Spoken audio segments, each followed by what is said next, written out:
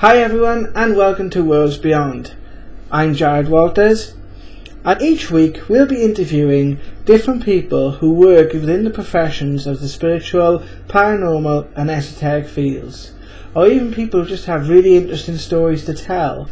So for our first show we welcome Kevin Gilroy and Michelle Pryor from Dominion Paranormal. Kevin and Michelle had a bit of a surprise when they came here. And as you guys who have been following our channel or following our Facebook page will know, we did have quite an issue when we moved into this house. And that story seems to progress with this interview you're about to see.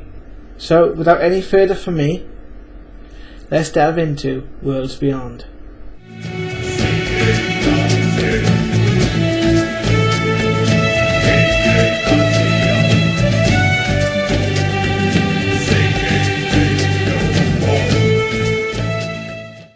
I'm Kev, this is Michelle, we're with Dominion Paranormal. I work as a medium, so does Michelle.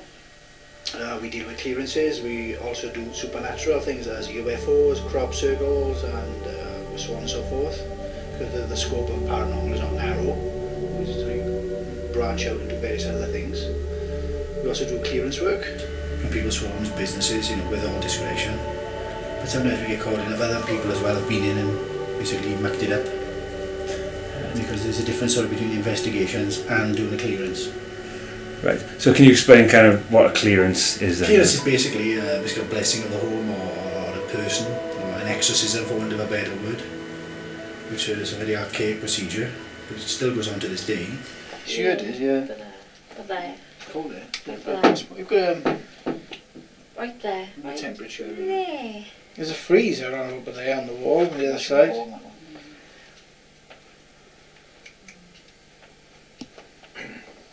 Have you been dragged out of bed when you pulled in bed? Have you touched? Oh, Yeah. being touched is just part of our job. Yeah. You get spirits coming in and they're like, Shouldn't do that.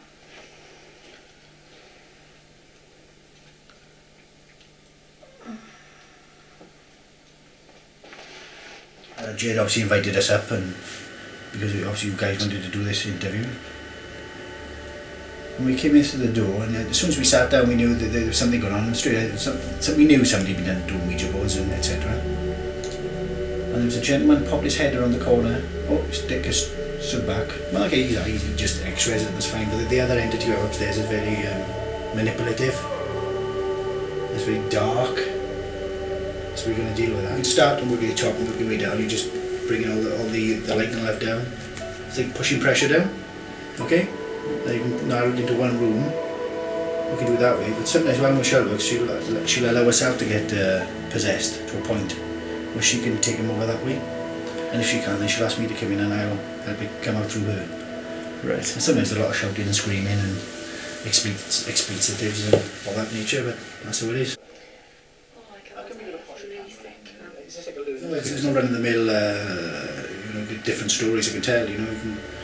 We did a home in not far from here, not the British Continental Jalvia, of a lady, but she had a legion of just entities, and we were there for hours just trying to battle through one after another. And then we did one last week, and that was quite pretty straightforward. That was just somebody was hanging around. There's my old home, and just wanted to say hello. She'd pop in and check her house is okay.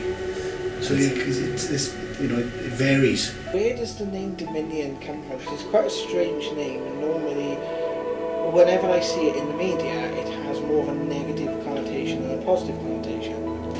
Couldn't get anything more positive than the Dominion angels. There's angels.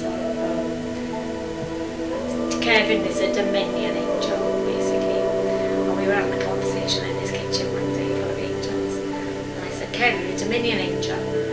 Oh, that's a fabulous name. That's what we Yeah. go with, wasn't it? Yeah, there's a light just switched on. Yeah. There's various different angels.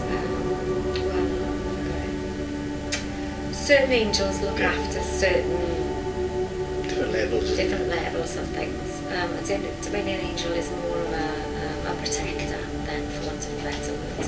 A Dominion angel is a protector, and that's exactly what Kevin is. He's a protector. He works with very powerful beings and light beings and angels.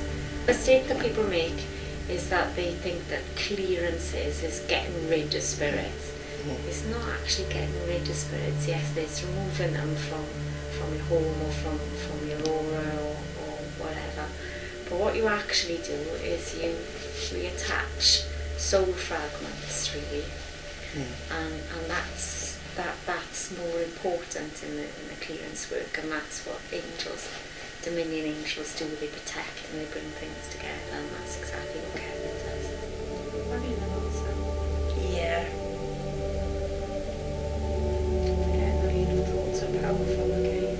So whatever you worry about, you just come through it to me. So, spirit guides, and can you tell us a little bit about those and kind of what they are? We all have people that we pre-arranged, pre-plotted our lives, then for want of a better word, with before we came down onto this earth plane. You will have various different guides with various different experiences, different gifts, your innate abilities.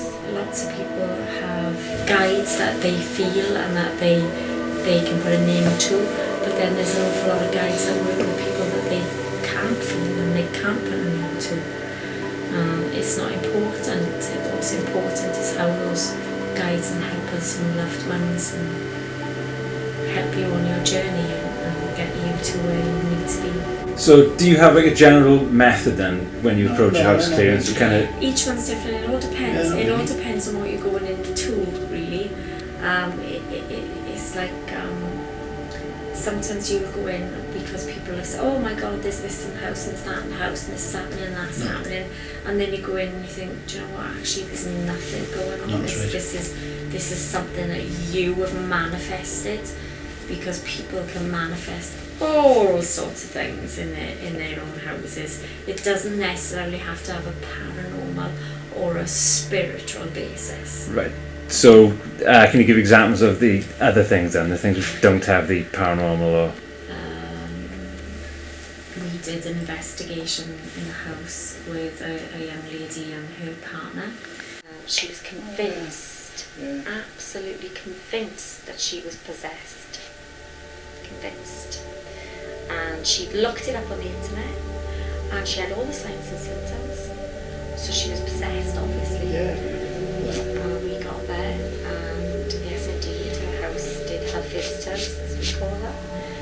And there was a gentleman there who just needed a little bit of assistance in moving on her.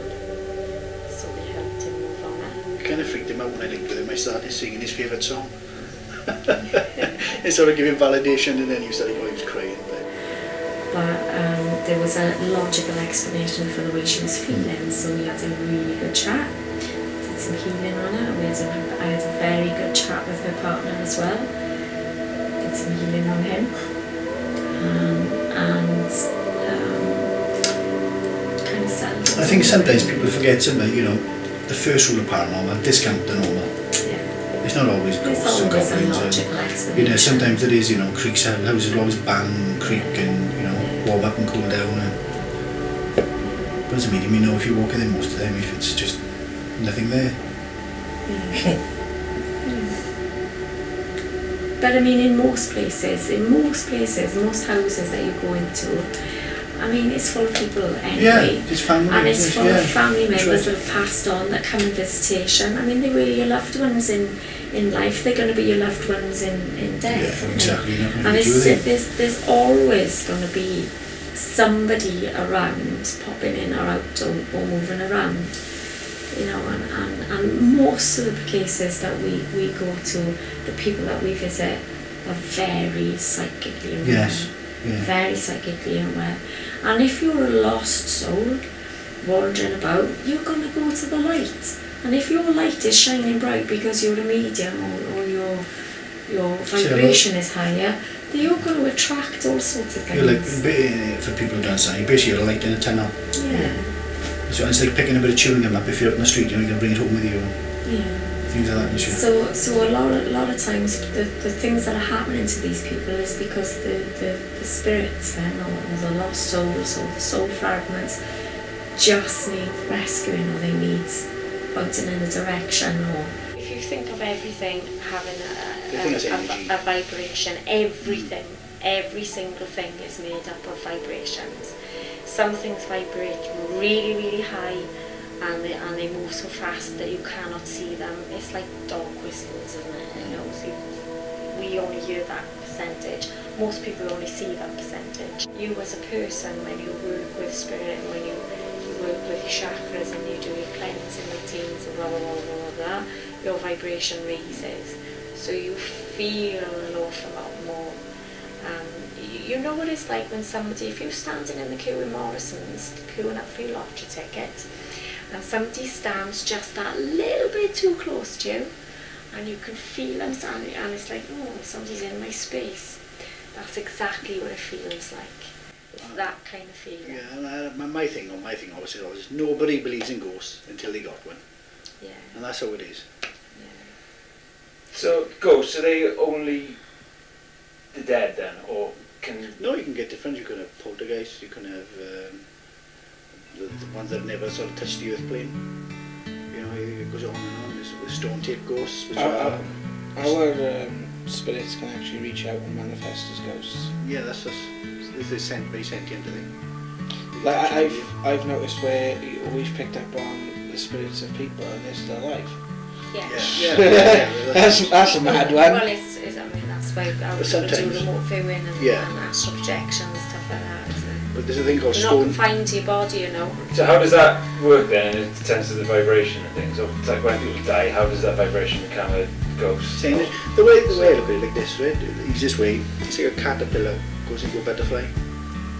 We know that happens, but we can't tell them that because obviously we can't speak to them. But there's nothing saying that dogs can't see that happening to us or animals. See, then we just go on to another form of energy. All ghosts are simply are fragments of soul that have just got kind of stuck along the way. Sometimes, if somebody passes over, for instance, and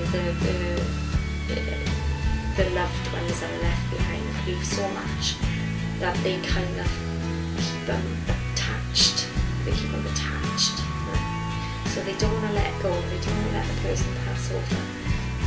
So sometimes they can't move forward because they don't want to leave their loved ones alone, kind of thing. So ghost is just a generic word.